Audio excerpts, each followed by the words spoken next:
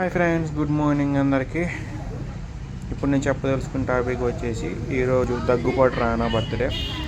నిన్న వెంకటేష్ గారి బర్త్డే, ఈరోజు రానా బర్త్డే. వీళ్ళిద్దరూ ఒకే ఫ్యామిలీ చెందిన వాళ్ళు. రానా వచ్చేసి అల్లుడు అవుతాడు అనుకుంటా వెంకటేష్ గారికి. సో ఇంకో అల్లుడు వచ్చేసి తెలిసిందే, నాగార్జున వాళ్ళ కొడుకు నాగ చైతన్య అండ్ అఖిల్. సో ఇద్దరు అల్లుడు వరుసే. సో నిన్న మామ పుట్టినరోజు అయితే అల్లుడు పుట్టినరోజు అయింది. చూడండి విచిత్రం. సో ఇయర్స్ మాత్రం డిఫరెంట్. ఆయన 1960, ఈయన 1984. 24 years గ్యాప్ ఇద్దరికి. అది పక్కన పెట్టండి. అల్లుళ్ళు అంటే ఎట్టనే గ్యాప్ ఉంటుంది. మా అమ్మాయికి నాకు కూడా అంతే 24 years 22 years గ్యాప్ ఉంటుంది. సో అది 20 years అని గ్యాప్ ఉంటుంది మా అల్లుళ్ళు అంతే. సో రానా గారు మనకు తెలిసింది, అందరూ తెలిసిన హీరో. సో మీరు రానా గారు ఫ్యాన్స్ ఎంతమంది ఉన్నారు, రానా గారి హేటర్స్ ఎంతమంది ఉన్నారు కామెంట్ సెక్షన్లో ఖచ్చితంగా చెప్పండి.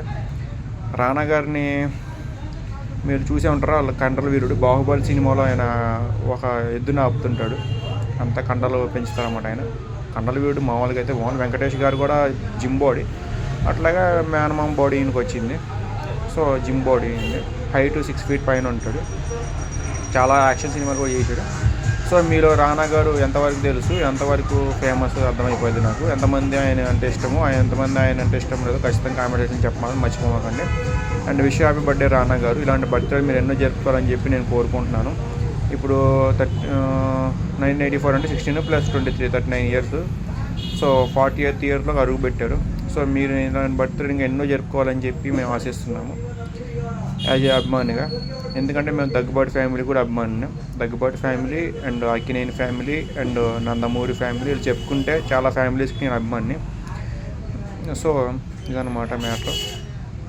అండ్ మెగాస్టార్ ఫ్యామిలీ, ఈ 4 ఫ్యామిలీస్ నేను మెయిన్ అభిమాని. సో చెప్పాను. మీరు ఎంతమందికి మీ ఒపీనియన్ కామెంట్ సెక్షన్లో చెప్పండి. Thank you.